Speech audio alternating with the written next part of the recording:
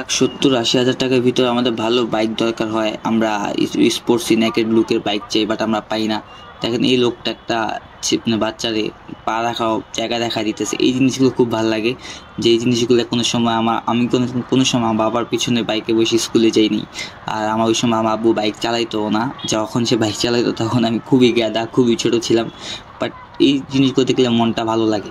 তো যেটাই ছিলাম যে আমাদের ভিতরে সবসময় একটা জিনিস থাকে যে অল্প টাকার ভিতরে ভালো বাইক আমাদের দরকার, বা স্পোর্টসি লুক হবে 100। তো আমরা কি জানি যে 1,70,80,000 ভিতরে কোন বাইকটা আছে যে আমাদের চাওয়া পাওয়া সব পূরণ করতে পারে?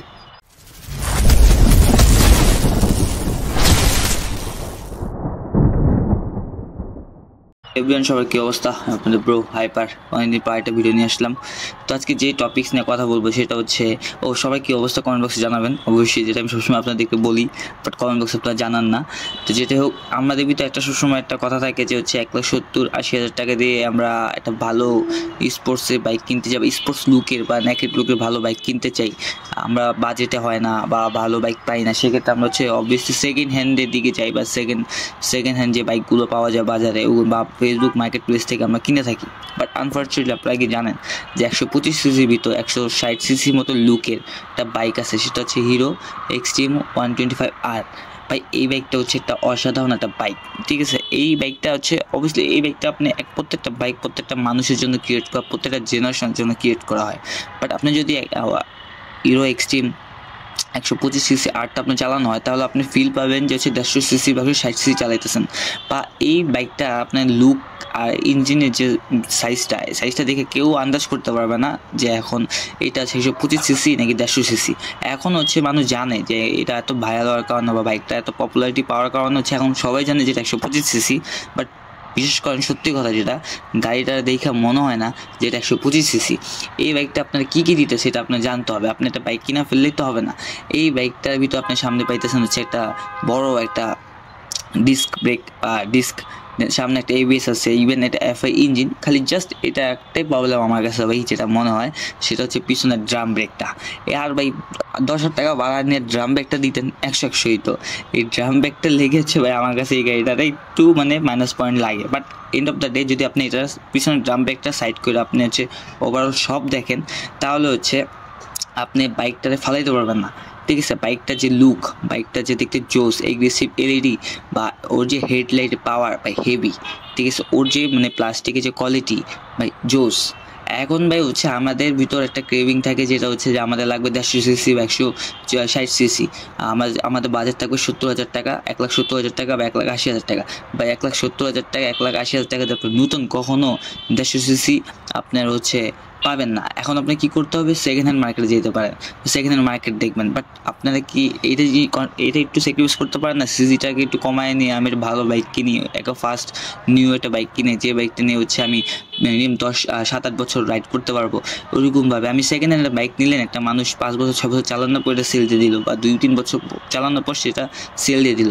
ওই যে মানুষটা 2 বছর 3 বছর চালানোর পর সেল দিয়ে দিছে, অবভিয়াসলি বাইকটা কোনো একটা ফল্ট থাকার কারণে সেল দিয়ে দেয়। এখন অনেক মানুষ আছে যেটা বাইক ওরা চেঞ্জ করে, ওরা 1 বছর 2 বছর পর বাইক চেঞ্জ, এটা হিসাব আলাদা ভাই, এটা খুবই কম। 100 ভিতরে 2% আছে যে এরকম যে নতুন বাইক কিনে সেল দেয়, এটা আরেক হিসাব। বাট যে আপনি প্রবলেম ছাড়া কেউ সেকেন্ড হ্যান্ড বাইক নিজের বাইক সেল দিতে চায় না। এখন একটা অ্যাক্সিডেন্ট হয়েছে, সাপোজ আমার বাইকটা যদি অ্যাক্সিডেন্ট হয়, কী করতে হবে? আমার ঠিকঠাক করে যখন মনে সন্তুষ্টি হবে না, তখন সেল দিয়ে দিতে হবে। বাট আপনারা যদি ফার্স্ট হ্যান্ডের দিকে ঝুঁকেন, বা আপনি নতুন বাইকের দিকে ঝুঁকেন, যে 1,70,80,000 টাকার ভিতরে 1,85,000 ভিতরে আমার ওভারঅল সব ঠিক থাকবে, তারপর হিরো এক্সট্রিম 125R টা আপনার জন্য বেস্ট। এখন আপনি এটা কী পাইতেছেন? এটা FI ইঞ্জিন পাইতেছেন, বা ইঞ্জিন ক্যাপাসিটি খুব জোস, ইঞ্জিনটা দেখতেও জোস, বা ইঞ্জিনের যে সেট আপটা এটাও জোস। দেন পাঠাও, হাই রে পাঠাওয়ের লাগে যে কত মারা খাইলাম ভাই, কতবার লাগাই দিছে আমারে। দেন পাঠাও যখন কথা উঠছে, এটা নিয়ে আপনি খ্যাপও মারতে পারবেন, পাঠাও চালাতে পারবেন, মাইলেজও পাবেন উরুস দুরুস। 125 সিসি কখনো ভাই এটা গাড়ি দেখে আপনি সিসির ভিতর মেন ফোকাস দিলে চলবে না। সিসি আপনার লিমিট, আপনি ইঞ্জিন লিমিট, আপনি স্পিড লিমিট। আপনি এই বাইকটা নিয়ে 125 সিসি আরটা নিয়ে আপনি হিরো এক্সট্রিম নিয়ে আপনি 110-15 ইজিলি মারতে পারবেন, ঠিক আছে? RPM হাই করে। যেটা হচ্ছে আপনার 150 সিসি অনেক বাইকও আপনি 110 মারতে গেলে অনেক সময় গাড়ি হাওয়া বের হয়ে যায়, এটা নিয়ে আপনি পারবেন। ইভেন এটা লুকটা হলো জোস, ইভেন এটা কমফোর্ট, যেটা পিলিয়ন সিট ওইটার থেকে আপনি যেটাতে বসে চালাবেন ওটা তো কমফোর্ট আছে। আমার বাইকে যে পিলিয়ন সিট ওইটার থেকে হচ্ছে হিরো এক্সট্রিমের পিলিয়ন সিট অনেক মজার, কারণ আমি একবার চালানো হয়েছি, ইভেন আমি একবার পিলিয়নে বসছিলাম। বাট ভাই বিশ্বাস করবেন না কেন, এই বাইকটা নিয়ে যদি আপনি ছবি তুলেন আপনার থেকে বেশি বাইকটা সুন্দর লাগবে, ঠিক আছে। আর বাইকের এই কালারটা ভাই আমার কাছে কড়া লেভেলের লাগে, মানে এই কালারটা ফুইটা থাকে ভাই। ব্ল্যাকও আছে, আপনার অনেক কালার আসছে, বাট আমার কাছে হচ্ছে ব্লু কালার আর যে ব্ল্যাক কালার কম্বিনেশনটা এটা হচ্ছে মারাত্মক কালার লাগে ভাই। এই বাইকটার আপনি বাজেটে রাখতে পারেন বা আপনি চয়েসে রাখতে পারেন, যদি আপনি 1,70,000 80,000 টাকার ভিতরে বাইক কিনতে চান, সেই ক্ষেত্রে আমি আপনার ফোর্স করবো না, বাট আমি আপনাকে জাস্ট হিংস দিলাম যে নতুন বাইক যদি আপনি 1,70,000 টাকার ভিতরে কিনতে চান, আপনি সেকেন্ড হ্যান্ড ছাড়া পাবেন না ভাই। ভালো মানে হায়ার সিসি বা 150 সিসি 160 সিসি, সেক্ষেত্রে আপনি নতুনই কিনেন 125 সিসি আর মানে হিরো এক্সট্রিমটা আর একবার চালান, একবার ফিল নেন, বা দরকার নেই আপনি কেনার প্যারা নেওয়া দরকার নেই, আগে আপনি একবার টেক্সট ড্রাইভ দেন বা আপনার ফ্রেন্ড সাইকেলে থাকলে একবার রাইডটা দেন। এটা নিয়ে আপনি চাইলে পাঠাও মারতে পারবেন, এটা চাইলে আপনি হচ্ছে রাইড শেয়ারও করতে পারবেন, আপনি চাইলে এটা হচ্ছে আপনি যদি নর্মালি রাফ ইউজ করতে চান, রাফ ইউজ যদি করতে চান এটা মনে হয় 6-7 বছর আপনার চলে যাবে। ইভেন এটা যে ডিস্কের যে সাইজটা ভাই করা ভাই, ওই লুকটা মানে ভাই যতই কিছু বলেন না কেন, আমি হিরো এক্সট্রিমের সবচেয়ে বেশি পছন্দ হয় ওই লুকটা, ঠিক আছে। আর ওর যে এলইডি লাইটের পাওয়ার ভাই জোস, পুরাই আগুন। এখন ইন্ডিয়াতে হচ্ছে ভাই হিরো এক্সট্রিম আমার কাছে মনে হয় এইটা আছে, ঠিক আছে, এটা ডাবল ডিস্ক, বাট এটা ইন্ডিয়ান বাইক। আর আমরা যেটা পাইছি এটা 125 সিসি। আর যদি হিরো এক্সট্রিম 150 বের করতো তাহলে আরও জোস হইতো ভাই, 100 মার্কেট আরও পাইতো। হিরো এক্সট্রিম 125 আর যেমন মার্কেটটা পাইছে, এরকম 150 সিসি বাইক করলেও ভাই হিরো কড়া লেভেলে একটা বাইক বের করতে পারতো। এখন হিরো কেন পিছিয়ে থাকে? ওদের মার্কেটিংয়ের কারণে। ওরা কিন্তু ভাই বাইক খারাপ বানায় না, ওরা বাইক জোস বাইক বানায়, ওদের বাইকের সব পার্টসটা সব ঠিকঠাক থাকে। ইভেন ওদের পার্টসের দাম একটু বেশি হইলেও ওদের মানে বাইকের রিসেন্ট ভ্যালু থাকে মোটামুটি, ঠিক আছে। আমাদের সুজুকি বা ইয়ামার মতো যে রিসেন্ট ভ্যালুটা ওটা থাকে না, বাট ওদের বাইকটা হচ্ছে ভালো, অনেকই ভালো। যেটা হচ্ছে আমরা ওদের মার্কেটিংটা ভালো না, বা ওদের মানে সার্ভিস সম্পর্কে আমি জানি না ভাই, বাট ওদের মার্কেটিংটার কারণে হচ্ছে অনেক পিছিয়ে আছে। বাট ওরা যে একটা মেশিন বানায়, বাইক কিন্তু ফালা দেওয়ার মতো না। তো চাইলে আপনারা 125 আর হিরো এক্সট্রিম এটা আপনি একবার যদি 1.5 লাখ বা 1,70,000-80 ভিতরে আপনার বাজেট থেকে থাকে, আপনি চাইলে হচ্ছে এটা একবার ঘুরে আসতে পারেন নতুন। আর যদি বলেন ভাই না আমার 1,40,000, 45,000, 50,000, 1.5 লাখ টাকা বাজেট, তাহলে হিরো এক্সট্রিম আপনি সেকেন্ড হ্যান্ড চুজ করতে পারেন। কারণ ভাই হিরো এক্সট্রিম এখন যেগুলো সেকেন্ড হ্যান্ড গাড়িটা দেখেন ভাই পুরোই মাখন না, থার লাগে।